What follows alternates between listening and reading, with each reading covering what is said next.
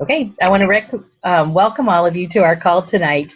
And I am so super excited to have you guys hear from one of my great friends. Beth and I basically started Arbonne at the same time and became region and became nations at the same time. And what I love about Beth is I connected with her from the very beginning.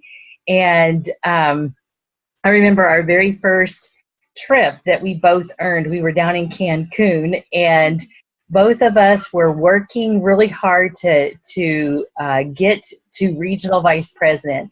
And I connected with Beth because I loved her heart. And not only did she have a love for others, but she had a love for Jesus. And her and her husband and Dennis and I just had a great time connecting that weekend.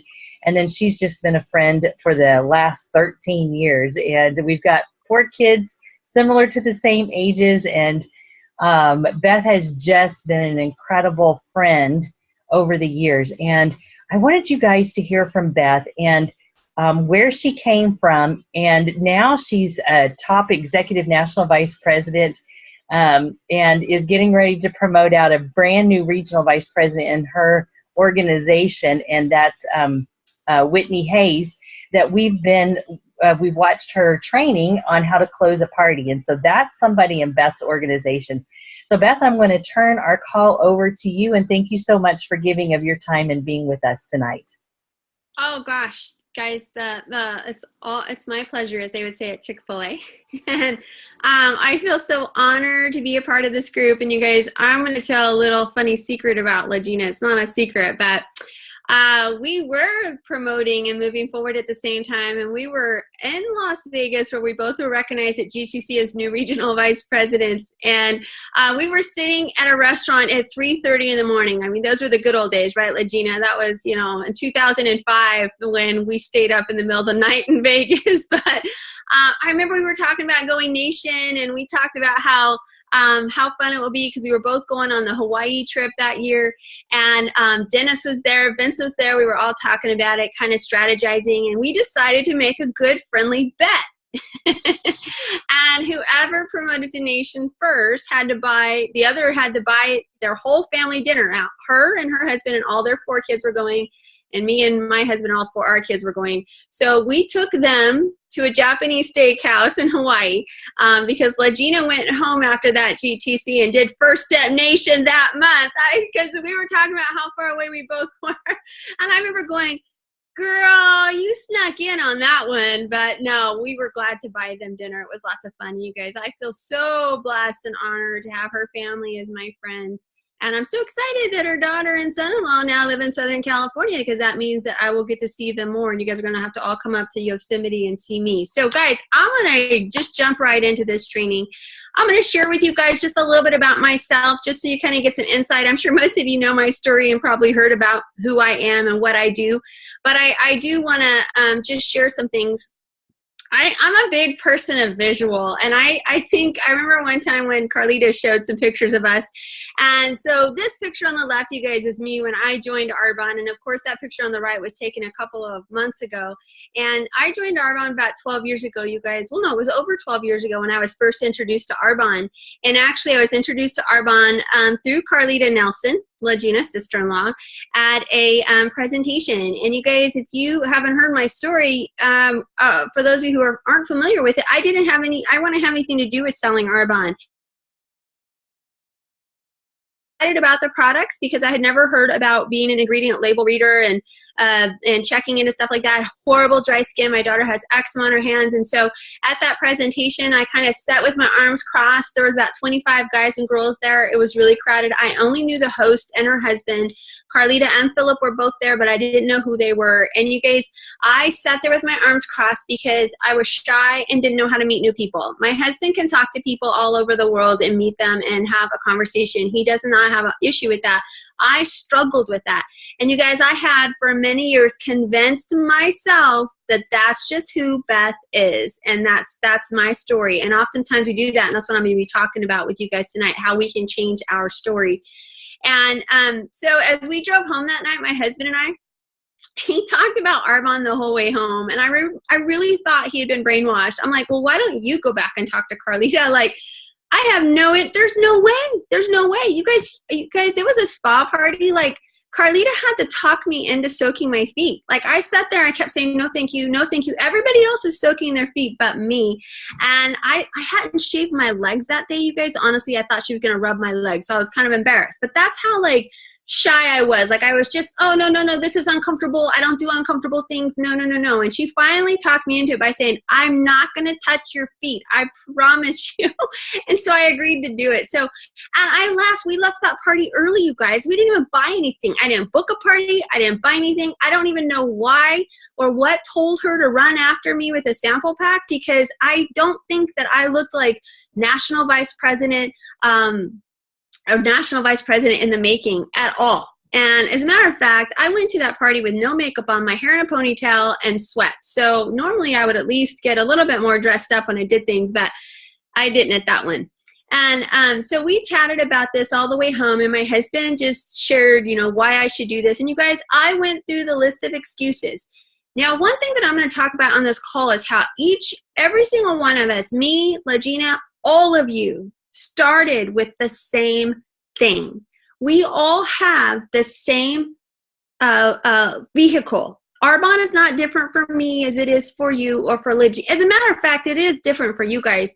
We have better tools today than when me and Legina started Arbonne, because we were like thrown a packet of Xeroxed papers that we kind of had to figure out. If you guys, like, our little party outline was a piece of paper with bullet points on it. So everything is better today. So really, the vehicle you guys get to start with today is way better than what we had. But we all have the same vehicle. And so no matter what your hangups, but some of you guys on this call might have the list of excuses that I'm going to name off that I had that moment that I was driving home. And what we do in Arbonne, you guys, as leaders, as mentors, as sponsors, is we help people connect the dots. And what my husband did for me, I was completely shut out. Not even Carlita talking about going to Atlantis or her white Mercedes that was in the driveway. None of that motivated me. None of it even piqued my curiosity. I was not interested in doing Arbonne. My husband was the one that helped connect the dots. And this is why, as consultants, we need to become really good listeners, because he listened to what I shared. He listened to me talk about all my reasons why I don't want to do Arbonne. Like, I'm too shy. I don't do well in new crowds. Oh my gosh, I've never sold anything in my life. How could I ever do this? I don't know anything about skincare. I mean, if it were today, I'd be like, I don't know anything about skincare or nutrition. I didn't feel like I had a cookie cutter mold. I thought Carlita was so outgoing, talking to everybody. That was so not me. So I thought.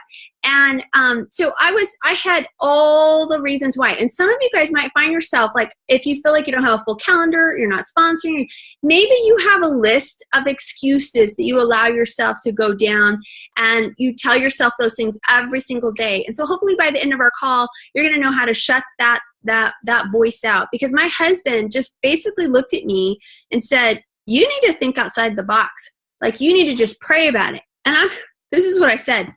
Why in the world would you bring God into this? Like, why would God want me to do Arbonne? That's what I said, you guys. But he knew me well enough to know that I would pray about it. And I did. And that's why I'm here today. Because my number one reason for doing this business is because I know it's what I'm supposed to do. Do you guys know that you know this is what you're supposed to do? Because you don't have to be reminded over and over again. Once you know that you write it down in a journal, you post it wherever you can see it. And when you struggle, when you get in a pit, when you're going through a valley, all you need to do is go back to wherever you wrote it down and pull it out and go, oh yeah, that's right. I might not be able to see through the clouds right now, but I remember this is what I'm supposed to do. I know. And it will get you past that point, you guys. And that's what helped me get started. Now, you guys, lots of us we all get started different ways, right? When I got started, not one of my close friends or family members hosted a presentation for me. They all said no. My father-in-law even set me down, you guys, in my 5th week of the month and told me, Beth, you'll fail. You might as well quit while you're ahead. That's what he told me, you guys. And my father-in-law, he passed away a few years ago. He was very successful. Like I should have listened to him really when you think about success and what he had built up. But guys, he knew nothing about network marketing. And all he was doing was protecting me. My best friend from high school told me, oh, everybody in those types of businesses just wants to rip people off. So I had a lot of things in front of me, you guys, that a lot of people quit over. But remember, you guys, that I knew this is what I was supposed to do in anything I've ever done in life. Now, this is where my common sense kicks in. And my common sense, I think, is pretty good, because anything I've ever done in my life that was like something I was supposed to do that was going to be hard, always had some sort of obstacle right after I took that leap of faith. Gosh, think about having kids. How many of you knew everything you needed to know about raising a family? Yeah, none of us. I mean, we all just kind of like went with it and started raising our kids, about getting married, going to school, going to college, all of those things. You have those moments of doubt. And why we forget that happens in our business too. And so I knew that. I remember reasoning with myself, well, Beth, this is probably par for the course. You started something new that you believe God wants you to do, and now you're being tested. So guess who posted parties for me? Acquaintances, you guys. When people come to me and say, Beth, I ran out of people. Oh, don't ever come to Beth Gaglardi and say that, because I had to start my business. 6 months into my business, we moved to Fresno, California, where I knew nobody but my in-laws, but my in-laws were already buying from my sister-in-law. So I had to start over from scratch, and that's a whole nother training. But seriously, you guys, you'd be surprised at how many people you know. We just always think about the people that are closest to us, when we want to think about the people that are maybe the ones you wouldn't even invite to a wedding, the ones that you wouldn't invite to a family birthday party, those people that you just talk with because you're out and about and you run into them and you know them at the grocery store or Starbucks. I mean, like the barber who cut my boy's hair, she was one of my hosts. I met a lady at a birthday party who hosted a party for me. I met a guy at the DMV who gave me his wife's number. She hosted a party for me. I bought a mattress from a lady and I asked her if she would help me out by hosting a party for me. Like, I just knew. And guys, please know that I wasn't confident, Beth, when all that was happening. I was scaredy cat Beth still. Like, we're talking about, this was a process. When we moved 6 months in my business, we moved to Fresno, California. Right here on the floor from where I'm talking, I was curled up in a ball, bawling like a little baby. As my husband walks in, he goes, "What is going on? What is wrong with you?" I'm like, "God made a mistake. I can't do this." There's no way. How am I ever going to accomplish what he wants me to do? And my husband, I love him to pieces, he said, God's not going to bring you to something that he's not going to take you through. And let's go to work. And you guys, so everything that's worth having in life, you're going to have some fear in that. And one of my greatest accomplishments ever, I believe, are my 4 children that God gave to me as a gift. And I love them to pieces. And I'll show you guys a picture of my family. So this is what my family looked like on the left when I started Arbonne.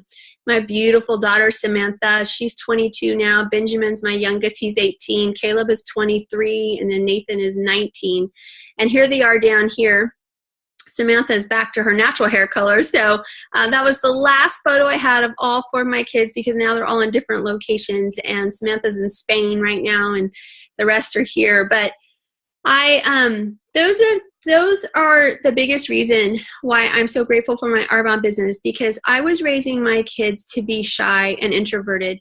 Guys, your kids, especially as moms, I think most of us are women on this call, they're going to learn more from us because they spend more time with moms than they do with dads.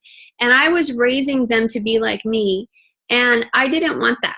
And I will tell you that everything about my taking a leap of faith back in 2004 has directly affected the decisions that my kids are making today, you guys, directly affected that.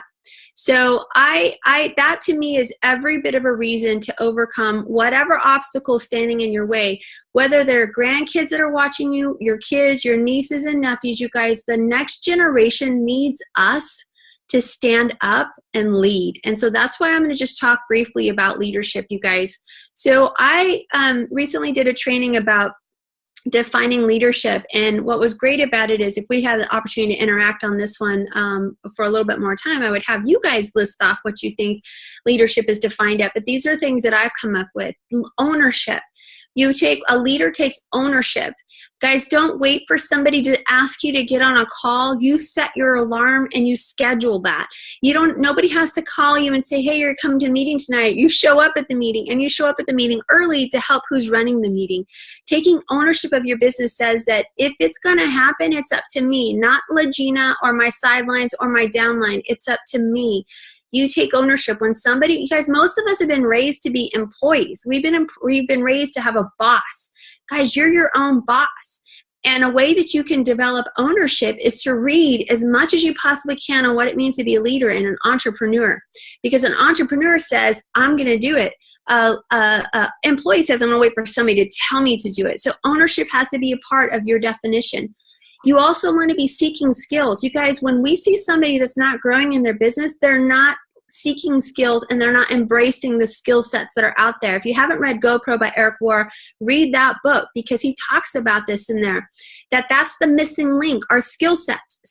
So some of us come to Arbonne with certain skills that help us in our Arbonne business. I had no idea that as a pastor's wife, I was a volunteer leader over a women's ministry, that was actually a skill set that helped me a little bit in my business with leadership. I already was acting as a leader. So some of us come to the table with that, and some of us have to develop that. I had to develop my people skills. This is where I really was really short on, was dealing with insecurity and fear. So my very first year, you guys, I did more things to develop that skill than anything else, because I knew that needed to grow. And I have a training on that as well, you guys. That's a whole nother training. Activity, and you notice I put ACT as bold, activity. A leader doesn't wait. They decide that no matter what, I've got to fill my calendar. You guys, if you haven't heard, and you'll hear Whitney Haynes' story soon, but she had all kinds of crazy obstacles happening in her life, from having an infant to 2 kids under 3 to moving across the country to not even be able to live in their home in the month of December. They moved into their house like 3 days before Christmas, but she had like 16 activities on her calendar in the month of December and did over 10,000 in sales just by herself. And what's happening in her business, I just did a call with her team right before this call, is they're finishing region qual this month, and all of that stemmed from that month in December. That's leadership. She decided, if it's going to happen, I have to stir it up. And the existing team she had was doing nothing, so she went out and found new. A leader defies odds. They don't let odds get to them. I don't care if people say, most people don't make it in a business like this. You guys, look at the other statistic that says that 95% of the people who stick out one network marketing business for 10 years or more will make it to the top. A leader serves. It's all about serving and loving, you guys. Love with open hands. That's what a leadership does. Don't help your people with clenched fists, you guys. Don't hang on tight to them. Do this. I want you to think about that all the time when you're helping somebody. We can't make somebody drink the water, but we can lead them to the water. We can show them the skills and where to plug into the skills. But guys, if you find yourself holding somebody's head under the water, that doesn't work. They're going to run and they're not going to ever move forward. So we have to love people with the open hand. And oftentimes when we clinch onto people and they quit, what happens? We get disappointed. Our heart gets broken. We cry. But when we love people with open hands, we're loving them, saying, even if I'm going to lead this person where they need to go, even if they decide they don't want to do Arbonne. That's hard to do, you guys. But the perfect example for us, we're getting ready to celebrate Easter. Then the best example of leadership is Jesus Christ. He loved and washed the feet of Judas Iscariot, who would betray him, and also all the disciples who literally scattered as soon as he got arrested, and even Peter betraying him. But what did he do? He showed the best way of loving them, you guys. You be a vision painter as a leader. You guys, sometimes we have to paint a vision that we can't see. And I will tell you, that takes faith. You just got to believe it, because Legina paints it for you and Carlita's painted it for us. And I promise you that not every single time we can see the exact picture on the wall, but we know that if somebody does this enough, if you have enough activity crammed together consistently for 6 months, there's going to be a different business at the end of that 6 months. See, we have to start painting the vision before we see it. Guys, I was an area manager, not believing I could get anywhere further beyond that. But my kids started singing a song from VBS. It was I'm a VIP for GOD, but they changed the words to I'm an MVP for GOD. And as an area manager, scared to death to grow my business in a new place, I started to believe what my kids were singing, and I started to sing it too. A leader has vision on foggy days, you guys. We sometimes just have to know. I mean, think about it. We have really bad fog out here in the wintertime in Fresno. It's really bad. Like my first time I moved here and I was driving home from a party at like 9:30 at night. I called my husband. I was like creeping 3 inches at a time in my car. It was really scary. But I know my house was 10 miles from where I was. Like I knew if I just kept going in that direction, I was going to get home. You know what? We have to just know that on foggy days, we're going to get there. And you guys, learn to not ever let the sun go down on your funk. If you find yourself in a funky day, do not go to bed in a funk. Do whatever you have to do. That's another thing taking ownership does. We learn how to motivate ourselves. If we wait for somebody else to motivate us, guys, you'll never move forward in this business. You've got to learn to motivate yourself. This is crucial. Be willing to learn to unlearn what was learned. We don't talk enough about this, guys. We talk a lot about learning. I was almost 34 years old when I joined Arbonne. Trust me, there was a lot of unlearning that had to happen because we've all developed habits, bad habits, you guys. They could be cynicism. It could be negativity. It could be the cup half empty thinking. It could be so many things. We have to unlearn those things, guys. We have to take that cassette tape, I know I'm dating myself, and rip it out and put a new one in. Turn your iPhone on and Apple songs and whatever it's all called today. But we have to be willing to unlearn. And a lot of people aren't. Ask yourself, am I really willing?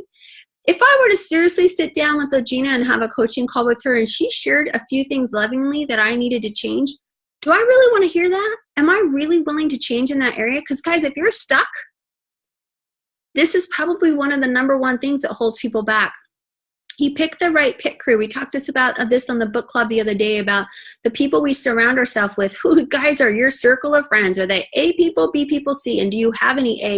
And if you find out that they're all C and B, then it's time to say goodbye to them. We don't ditch our friends. We just decide to prioritize how much time we spend with people who aren't going to help us. See, fear is a part of growth. This is huge. As leaders, you guys, if you read any success story about anybody, they're going to say fear is a part of life. You just got to go through it. You can't let it run your life, guys. Oftentimes we find that fear is driving our vehicle and we need to stop the car, take fear out of the vehicle, and put him in the trunk where he belongs. Guys, you have control over what fear does in your life. Nobody else does. That's one thing that we can control. So see fear is a part of growth. Discomfort, embrace it, guys. Consistency, embrace it. You know what? There's no secret weapon to how to grow in Arbonne. It's just being consistent. It's having activity instead of doing 1 or 2 a month. It's cramming those 1 to 2 a month into 1 month and then being consistent with it. That's it. And when you do that, it's amazing what will happen in your business. And make sure a leader is always defining his whys or her whys. They're always looking over their whys and making sure that those whys are that driving force in front of them. The whys, you guys, are the gasoline that goes into your car. And you guys, when we change our mind, we change our life. What I want to leave with you guys today is decide that today is a new day and that I'm ready to grow. I'm ready to be a new person. I'm ready to embrace new concepts, and I'm ready to bring out the best in me, and I'm ready to channel my inner child. And you guys know what that means? You guys, I know Legina has got a grandbaby, and I can't wait for that day to happen one day soon. But when you think about a little 2-year-old, they have no fear, you guys. They go up to everybody and say, hi, hi, hi. You know, I mean, think about when you first learned to ride a bike. I'm sure most of us don't remember how we learned to walk, but as parents, we remember our kids learning to walk. And what did we always say? You can do it. Come on, get back up again. You can do it. Come on, you can do it. Get back up again. They fall and they crash and they cry. They get back up again. They fall, they crash, they hit their head on the coffee table. Then we put cushions around everything to make sure they don't die. But think about that, you guys. That's still within us. The only thing that changed, they say that kids between the ages of 2 and 5 are at genius, test out at genius level, you guys. But between the ages of 6 and 8, that drops by 30%. And by the time you're in high school, it's 10%. Why? They go to school and somebody tells them they're a loser for the first time. or somebody tells them they're no good for their first time, or somebody tells them they're not good enough, or their dreams are stupid. And guys, being around teenagers, we're around a lot of teenagers all the time, and I've noticed that a lot of kids don't dream anymore. And the age when people stop dreaming is getting younger and younger and younger. And all we need to do is channel our inner child, the strength that you need to do, that you need to go out and get what your family needs, because your whys are worth it.